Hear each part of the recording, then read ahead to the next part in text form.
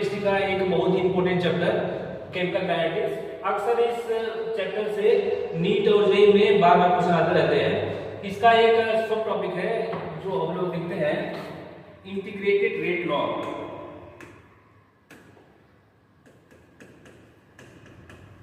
Integrated rate law. Integrated rate law में हम लोग सबसे पहले देखेंगे zero order reaction. Zero order reaction, zero order reaction क्या होती है? सपोज कोई एक रिएक्टेंट है ए, एक कन्वर्ट हो गया प्रोडक्ट पी में। तो किसी भी रिएक्शन का अगर जो एलिमेंट्री रिएक्शन है, elementary reaction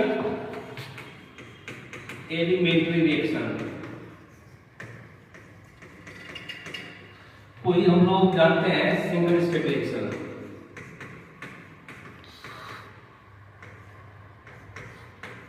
single step reaction कोई भी एक एलिमेंट्री रिएक्शन है या सिंगल स्टेप रिएक्शन है, तो इसके रेट को हम डिफाइन कर सकते हैं। रेट इक्वल टू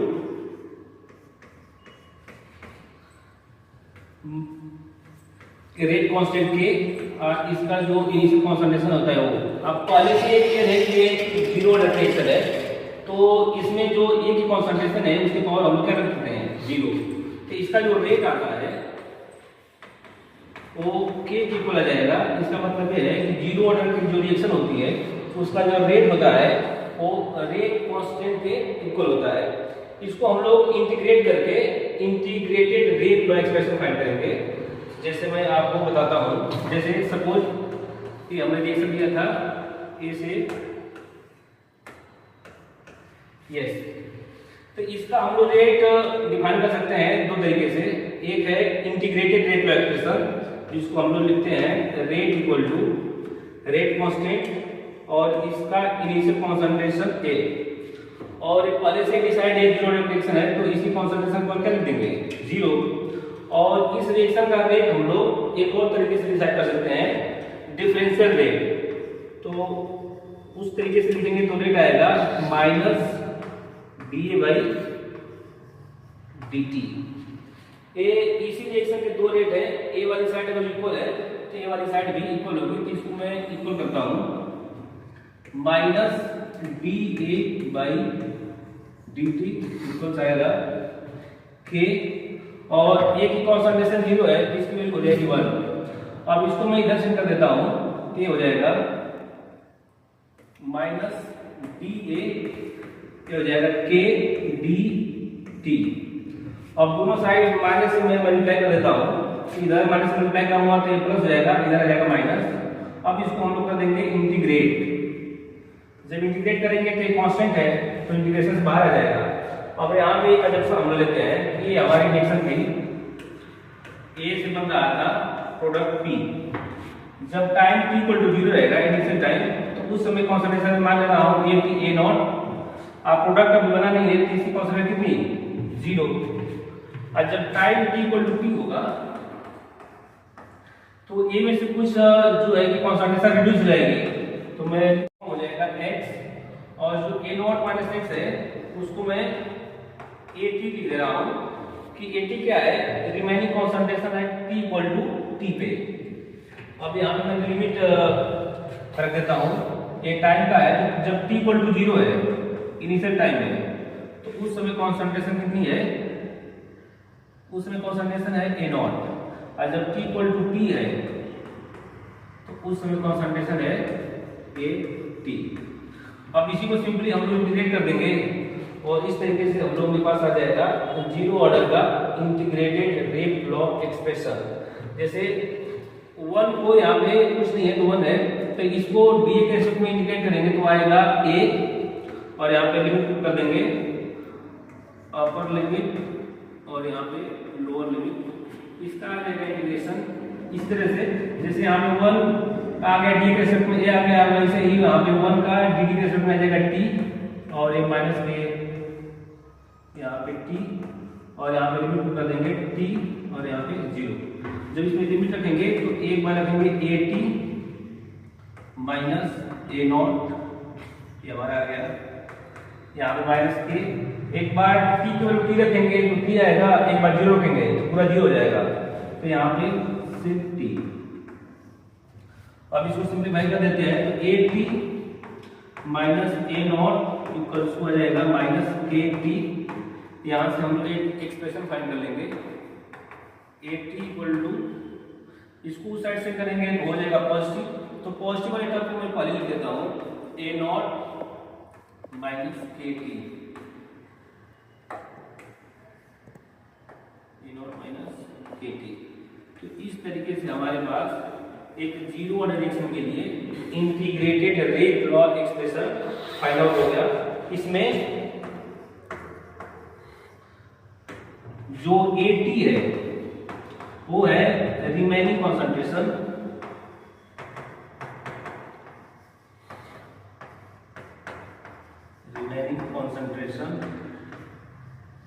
और A नॉट है वो है इनिशियल कॉन्सेंट्रेशन, इनिशियल कॉन्सेंट्रेशन। अब K है रेट कांस्टेंट, इस जीरो रिएक्शन का जो रेट कांस्टेंट है वो K है रेट कांस्टेंट, RT है इसमें टाइम। तो इस तरीके से ये जो एक्सप्रेशन आया है AT equal to A not minus KT, ये जीरो ऑर्डर रिएक्शन के लिए इंटीग्रेटेड रेट लॉ एक्सप्रेशन है। इस पे हम लोग ग्राफ भी देख सकते हैं।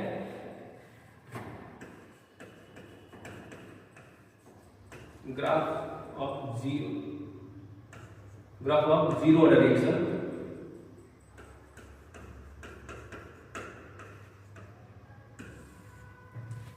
पहला है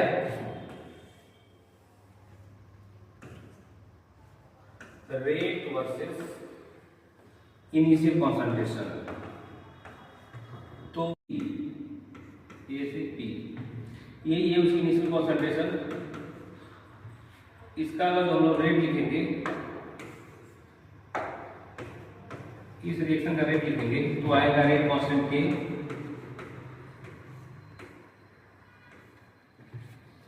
तो इस जो यहाँ पे इक्वेशन लिखा गया है रेट इक्वल टू के, और यहाँ पे जो इसकी इनिशियल कॉन्सेंट्रेशन उसकी पावर 0 है, तो इसकी पावर 0 तो इसकी वैल्यू क्या हो जाएगी 1। जीरो रिएक्शन है तो इसकी इनिशियल कॉन्सेंट्रेशन में कैसी है, इंडिपेंडेंट है, डिपेंड नहीं हो रही है। इसका मतलब अगर जो स्टार्टिंग में इस रिएक्शन की अगर जो कुछ भी रेट होगा, जैसे सपोज कुछ भी होगा, मान लीजिए रेट इतना है तो वो कांस्टेंट बना रहेगा क्योंकि उसी कॉन्सेंट्रेशन में क्या है, इंडिपेंडेंट है। अगर दूसरा ग्राफ में बनाऊं, सेकंड नंबर का अभी था AT, ग्राफ बना लेता हूं मैं, इनिशियल कॉन्सेंट्रेशन वर्सेस टाइम का, ये हमारा ग्राफ है। तो इसको हम लोग प्लॉट करेंगे, ये y एक्सिस पे रखेंगे रिमेनिंग कॉन्सेंट्रेशन और यहाँ पे रहेगा टाइम।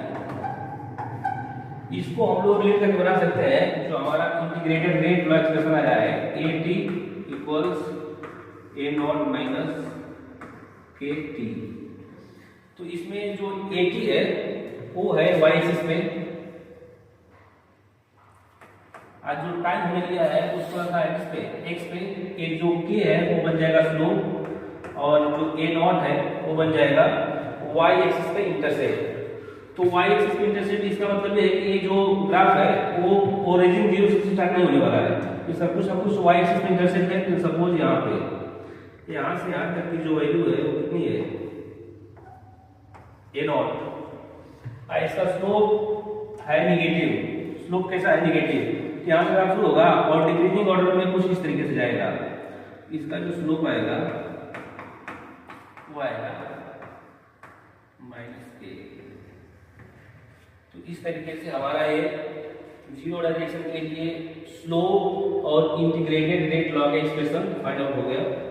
अब हम लोग जीरो डायरेक्शन के लिए एक और छोटा सा टर्म है, इसको हम लोग डिफाइन करेंगे हाफ लाइफ।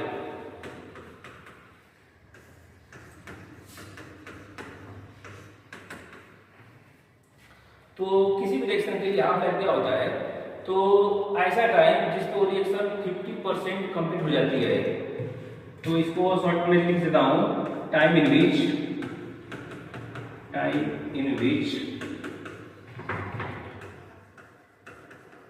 रिएक्शन इज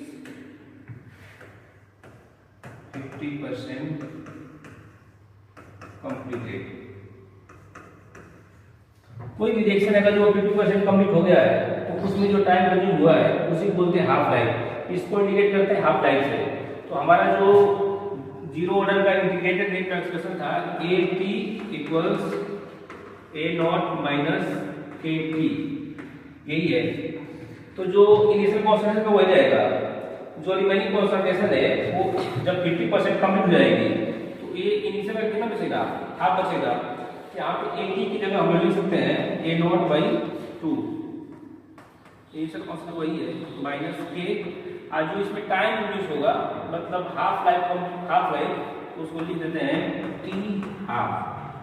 अब इसको सिंपली सॉल्व कर लेते हैं तो हमारा ये जो रिजल्ट आएगा, इसको इस साइड सेंड करता हूँ और इस वाले टर्म को उस साइड, तो ये निगेटिव है तो पॉजिटिव हो जाएगा K। इसको मैं जब उधर लेके जाऊंगा तो यहाँ पे A0 माइनस A0/2। अब इसको सॉल्व करेंगे तो आ जाएगा A0/2। आज जब यहाँ पे T हाफ का एक्सप्रेशन आएगा A0 और यहाँ पे 2 है, आ जाएगा 2K। तो इस तरीके से हमारे पास एक और जो है कि टर्म डिफाइन हो गया, हाफ लाइफ।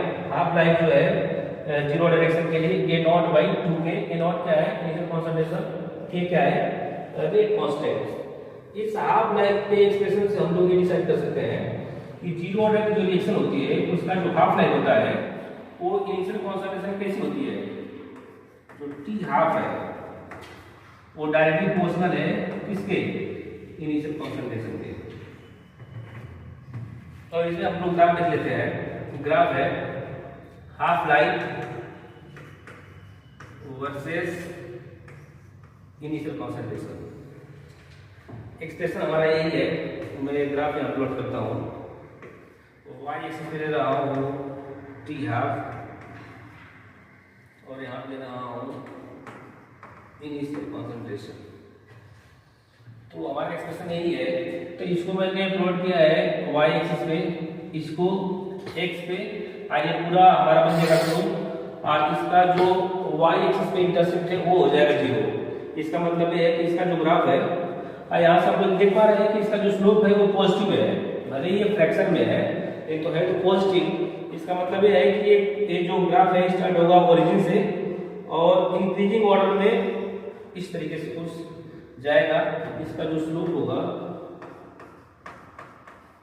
वो हो जाएगा 1/2K। यस, इस तरीके से। फिर इसमें हम लोग कुछ छोटे छोटे क्वेश्चन देख लेते हैं। सपोज पहले छोटा सा टर्म मैं आपको जीरो डायरेक्शन के लिए बताऊं कि सपोज कोई एक रिएक्टेंट है, रिएक्टेंट से कन्वर्ट हो गया प्रोडक्ट। तो मैं मान लेता हूं कि रिएक्टेंट की जो इनिशियल कंसंट्रेशन है वो स्टार्टिंग में 100% है, 100% रिएक्टेंट है, प्रोडक्ट फॉर्म नहीं हुआ है। तो मैं कह रहा हूं कि जब 100% से जब एक 90% मतलब रिएक्शन जब 10% कंप्लीट होगी तो मैं मान लेता हूं कि इसमें टाइम लग रहा है T। तो आगे जब 10% कंप्लीट होगी मतलब 80% से कितना, सॉरी 90% से 80% हो गया, तो इसमें जो टाइम लगेगा ना वो भी टाइम T ही आता है। इसका मतलब ये है कि इक्वल इंटरवल के बाद जो टाइम होती है ना वो इक्वल होती है। जैसे यहाँ पे 100 से 90 हुआ तो उसमें टाइम T लगा है, तो अगले 10% को कंप्लीट होने में भी टाइम T लगेगा। जैसे मान लो मैं यहाँ से 70% कंप्लीट करना है, यहाँ पे 80 से 70% हो गया मतलब यहाँ पे भी 10% कंप्लीट हुई रिएक्शन, इसमें भी टाइम कितना लगा T। या मैं बोल दूं कि 100 से डायरेक्ट कितना 70% आया, इसमें टाइम लग जाएगा कितना 3T। तो इस तरीके से हम लोग इसमें कुछ अप्रोच लगा करके जो इसमें टाइम दिया रहेगा उसके हिसाब से हम लोग क्वेश्चन सॉल्व करेंगे। जैसे मैं एक क्वेश्चन लेता हूँ, तो चलिए एक दूसरा क्वेश्चन देखते हैं। ये क्वेश्चन है, use the option above the answer this question the graph that describe in zero direction। तो ये जो ग्राफ है उसको देख करके आपको महसूस करना है कि इसमें कौन सा सही है। तो जीरो डायरेक्शन के लिए इसमें कौन सा ग्राफ सुटेबल है, तो सीधा दिया है रेट वर्सेस क्या कंसंट्रेशन। तो मैं आपको बताऊं कि जीरो डायरेक्शन के लिए रेट इक्वल टू होता है, यहाँ पे रेट कांस्टेंट और यहाँ पे होती है कंसंट्रेशन, और ये उसका कॉल कितना होता है 0। तो इसका जो रेट है वो कंसंट्रेशन कैसे है, इंडिपेंडेंट है, या बोल सकते हैं उसको रेट इक्वल से कितना, मतलब जो इसका जीरो डायरेक्शन का जो रेट होता है वो कंसंट्रेशन के इंडिपेंडेंट होता है। इसका मतलब ये है कि ये वाला ग्राफ तो होगा नहीं, ये इंक्रीज हो रहा है ये भी नहीं होगा, ये भी नहीं होगा, ये वाला ये भी इंक्रीज हो रहा है ये भी नहीं होगा। ये हमारा हो सकता है कि ये कोई रिएक्शन है जिसका रेट वर्सेस क्या है कंसंट्रेशन। तो कंसंट्रेशन यहाँ पे यहाँ से यहाँ पे जाने में इंक्रीज हो रही है, लेकिन रेट में कोई इफेक्ट नहीं आ रहा है, तो सीधा सीधा ये ग्राफ है। इसका मतलब ऑप्शन नंबर बी हमारा आ जाएगा सही आंसर। इसका हम लोग बनाएंगे तो सीधा ग्राफ आएगा, सीधा एकदम। जैसे यहाँ पे y एक्सिस पे मान ले लिया है रेट, और यहाँ पे क्या है कंसंट्रेशन। तो अगर जो जीरो डायरेक्शन है स्टार्टिंग में कुछ ना कुछ रेट होगा सपोज यहाँ पे, तो उसी कांस्टेंट में डिपेंड नहीं करेगा, जितना होगा उतना ही चलता जाएगा चलता जाएगा।